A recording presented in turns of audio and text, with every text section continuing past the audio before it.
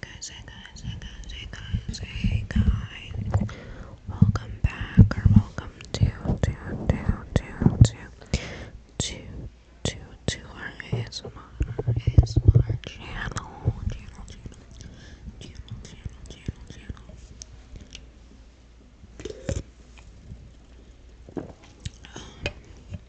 Drinking the Star Wars Galactic Zero tonight. Today I thought it would be a fun idea if I did like a little letterbox of the month, like not like a review, kind of a review, but I'm not gonna give any spoilers in case you guys want to watch any of these movies. What I am going to do is I'm going to read you guys what the movies are about, give you my rating, and I'll give you like a little review, but like without the spoilers. I'm not really like a pretentious like Letterboxd user. Like I don't completely give, I guess, the most serious reviews all the time. I guess I more like will write physically if a movie really strikes me to write it, like a review or like an essay on it or whatever. But so let's get right into it. The last movie I watched last night actually was The Usual Suspects 1995. Okay.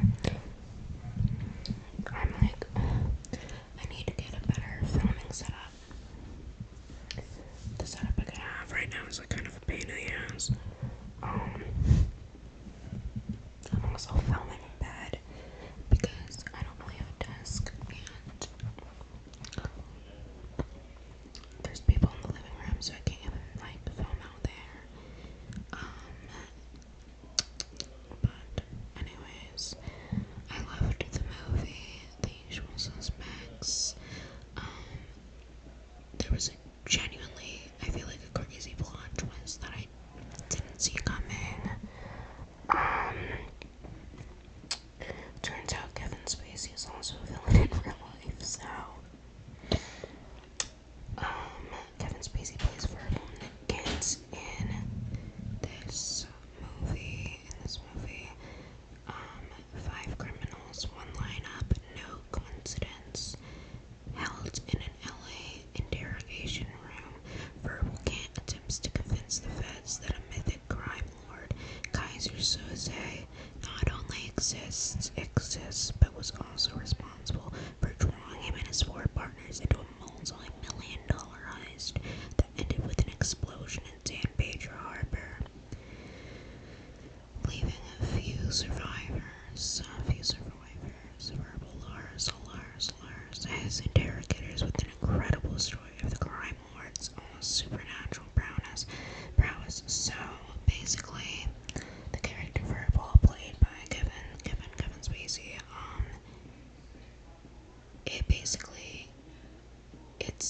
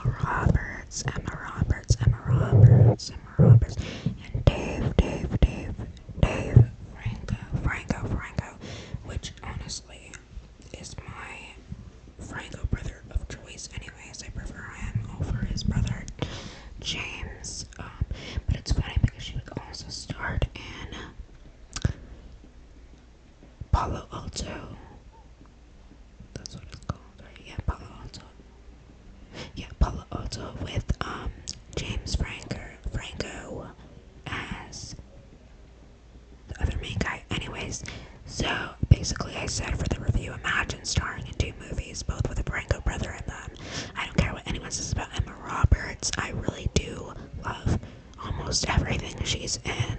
The whole idea of anonymous stares. Basically, this isn't really a spoiler. It's like, be a watcher or a player, and you get like anonymous stares from people online for money, and you if you fail or back out, you lose all the money that you made. And there's like the idea of the game is like it'll get to final players, you know what I mean, and someone will take the money home. Okay, anyways, the whole idea of anonymous stares and live streaming definitely could happen. It's so barbaric and people would definitely fall into it. This also really isn't a spoiler. It's just like anything that's unrealistic is the fact that nobody needed a portable charger, and apparently one night was like 24 hours long, it seemed, and nobody passed out from exhaustion. Also, random like fun fact about this movie is that Machine Gun Kelly was in this movie, and I didn't even notice until I checked the cast list. I'm gonna see if I can move this really quickly. I don't know. I checked the cast list and noticed that Machine Gun Kelly was. Oops, I'll fix that later. Jeez, I'm having a rough time trying to like keep everything set up. But anyways, Machine Gun Kelly was in the movie, and I was like, why? Because the guy who was playing in the movie like didn't even look like him, so I was like, kind of shook. Get my freaking computer battery screwed. Like doesn't know what's going on. Help! Oh my goodness. Charge. Stupid battery, whatever. Anyways, and he was also in Bird Box. Machine Gun Kelly was also in Bird Box. Like, alright, that's random as hell. But I kind of like when like guys and women like in the industry like that are like, I guess like musicians or whatever, like also end up in movies too. Like Paris Hilton. I mean, she's not really a musician, but anyways. Okay, so I thought the movie was like okay, like it was pretty good. It was like entertaining enough for me, and I gave it a 3.5. Although I feel like now looking back at it, 3 would have been more reasonable. Like it was decent, and like I watched it and I liked it, but like it wasn't like a 3.5. It's more of a 3. Anyways, the next movie that I watched, this is kind of getting chaotic, guys. I promise we'll relax from here on out. Smooth sailing. Okay, the next movie I watched recently is The Killing, 1956. I'm going to start giving you the directors of these movies because I didn't do that the first couple times. This one is Stanley Kubrick, in all its fury and violence. Career criminal Johnny Clay recruits a sharpshooter, a crooked police officer, a bartender, and a betting teller named George, among others, for one last job before he goes straight and gets married. But when George tells his restless wife about this scheme to steal millions from the racetrack where he works, she hatches a plot of her own, and I gave this a 5 stars, which is a little bit generous. I might give it a 4-star, but I think it is a 5-star movie. The only thing that would take off a star is maybe the acting, if you wanted to like say it's corny or whatever, which like it was a little bit cheesy or theatery, but I think for its time it was really good. And either way, like it was such a good 50s vibe. Like it really did a lot for me. I didn't write write this in my review, but I'm just thinking of this. One thing I really enjoy about old movies, by the way, this movie is in black and white. One thing I really enjoy about old movies is the use of, like, orchestras in them. Like, I really like, I guess that's what you would say, like, orchestra. The soundtrack for this, obviously, there's no, like, song, well, that's not obvious, but there weren't any, like, songs in the background, but there was, like, the sound effects, I guess, the music in it was instrumental, and it really gave a lot of build, you know what I mean? Like, if you guys have ever seen, like, the Munsters, like, that's another, like, one of my favorite examples of, like, the use of, like, music that goes off, it just portrays such a certain vibe, and honestly, also the way that they did it, the music, like, it was almost, like, better than, like, the crap that they put in horror movies, like, you know, to, like, try to build up, like, I felt like it was making me more, it was giving even better of a build up for me. Anyways, I said it's a classic, insane, especially for the time, clear inspiration for Tarantino. Basically, the way this movie is set up, and the way that, like, Tarantino, if you guys have ever seen, like, Pulp Fiction, the like, time of the back and forth of modern, like, current day versus, like, going back in time to show, like, what's going on, and also, like, not doing everything in time order, not showing everything in time order. It's kind of hard for me to explain, but I feel like you guys get it. Okay, anyways,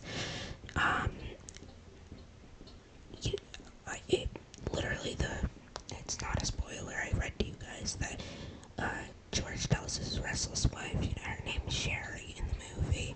I said Sherry's an insane ass woman, but she's gorgeous, and I can't even defend George's simp Badinsky. Moral of the story. I won't even give you the moral of the story because that's gonna be a spoiler. But it's a really good movie. It gives you the right amount of, like, angst, you know, like, you want to see what's happening. Like, it's you gotta follow it though, for sure. And some of these guys talk real fast and, like, gangster, like 50s gangster lingo, you know. You might have to rewind it, like, a couple times, but it's just such a good watch, you know. I think that's one movie, like, I feel like everyone should watch once in their lives, especially if they're into just, like, old movies in general, or, like, maybe just start getting into older movies in general. The next movie that I watched recently is The Departed, 2006, directed by Martin Scorsese. This is starring Leo DiCaprio and Matt Damon, and Mark Wahlberg is also in it, and so is Vera Farmiga. Mark Wahlberg basically plays himself, but whatever. Like, it's like watching two movies at once until the end, kind of. And I love the concept and also the excessive amount of cell phones, snapping, shut. Because these gangsters, you know, they're using cell phones. It's like 2006, so it's just a lot of, like, snapping, shut.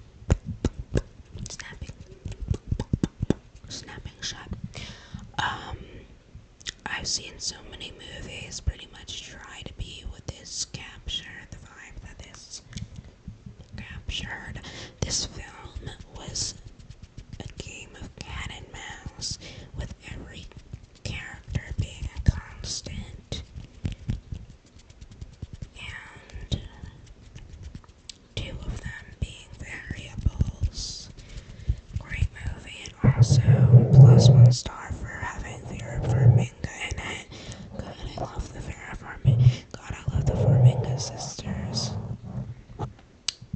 Plus, I'm not even gonna like say the last line again. I'm kind of trying to like filter these out. Filter out my reviews as I'm writing them to you guys. Okay, the next movie is Happy Gilmore 2. This movie, not gonna lie, kind of freaking sucked. Not to be a hater, I love Happy Gilmore, but like Happy Gilmore 2, a pretty mid movie. I gave it a 2.5 star movie. Just because the novelty of it, the familiarity, the nostalgia, and also I really wanted to like it. Can I grab this without knocking it over? Hell yeah.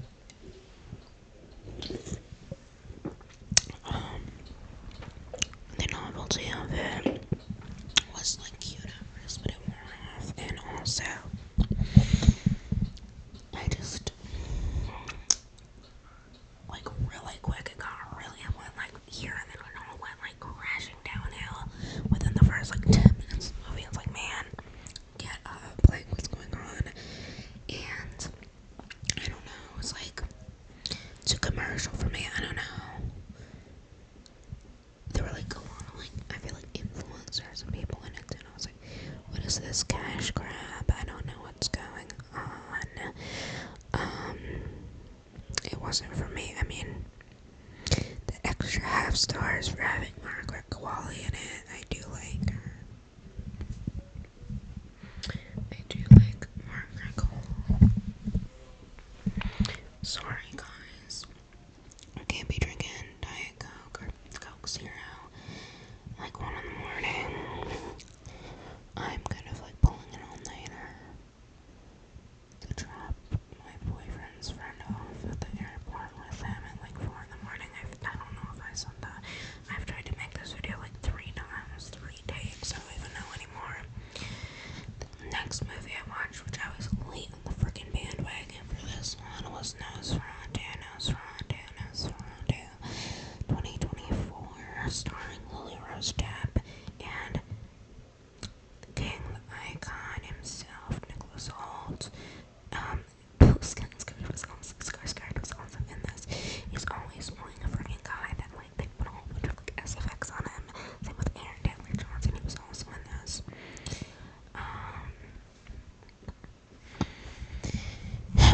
My review says, great, this will now be my personality for the next 3 months. Lily, my fave Nepo baby, was so good.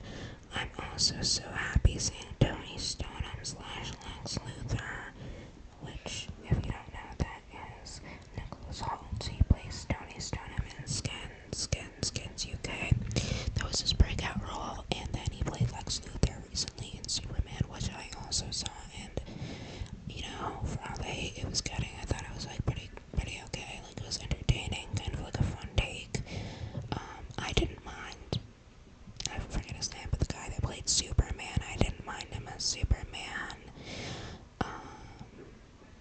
He was much like lighter, fluffier, brighter, like, you know, type vibe than OG, but I didn't personally like have a problem with it, but also I'm not like a die-hard Superman like person, so you know, crap on my opinion all you want, whatever.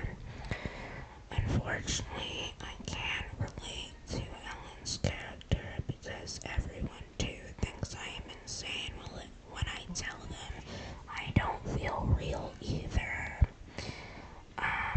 That was my Nosferatu, by the way. That was not Superman, that was Nosferatu. Lily Rose Depp plays Ellen, and she's like telling people like, oh, I don't really feel real. I don't feel completely here, and like, okay, me, because I always feel like I'm a freaking fluid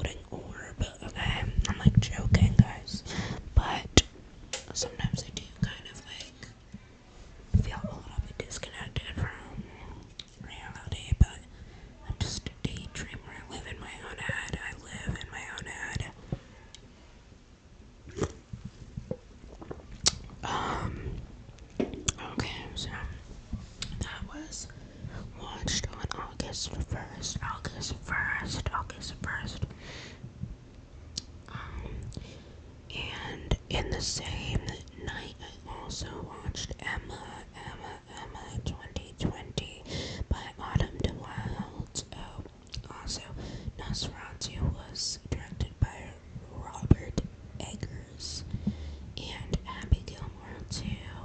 Kyle Newacek. Okay, anyways.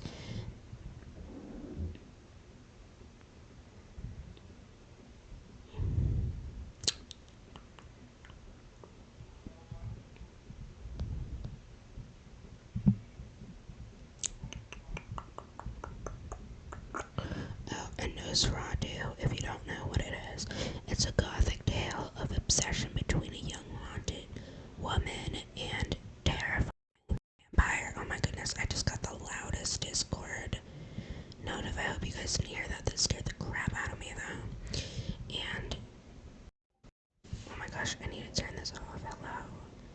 Turn off all notifications. Oh shit. I don't know. That I need to shut that crap off. That's scaring the hell out of me. I can't hear that right now.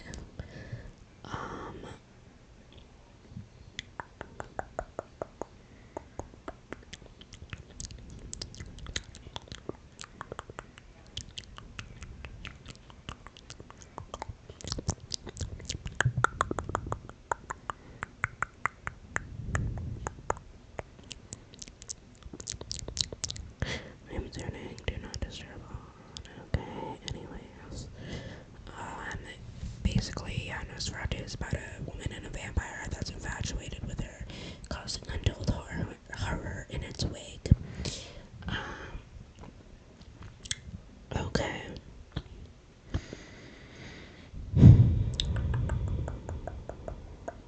Okay, so, and then I watched Emma, and the, like, description of it is love knows best in 1800s England. A well-meaning but selfish young woman meddles in the love lives of her friends, starring Anya Taylor-Joy and Mia Goth. I really enjoyed this movie. I gave this a 4-star. So this young woman, basically Anya Taylor-Joy's character, Emma Woodhouse, meddles mainly with Harriet Smith, her best friend, played by Mia Goth. Love life.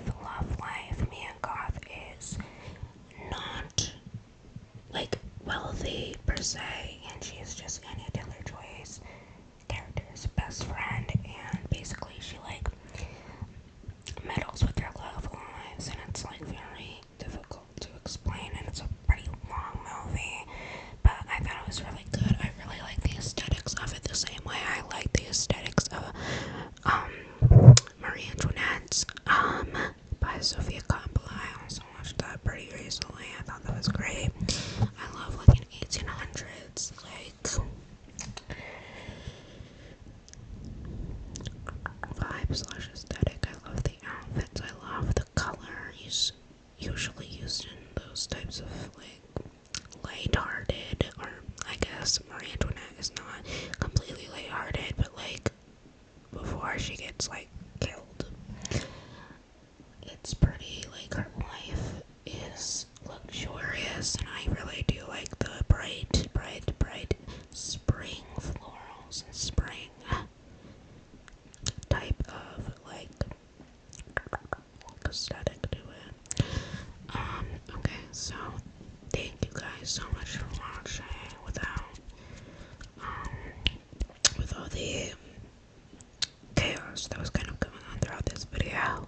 I hope you guys enjoyed the 1, 2, 3, 4, 5, 6 movies that I watched so far this August. It is only August 16th, so that is pretty good for me.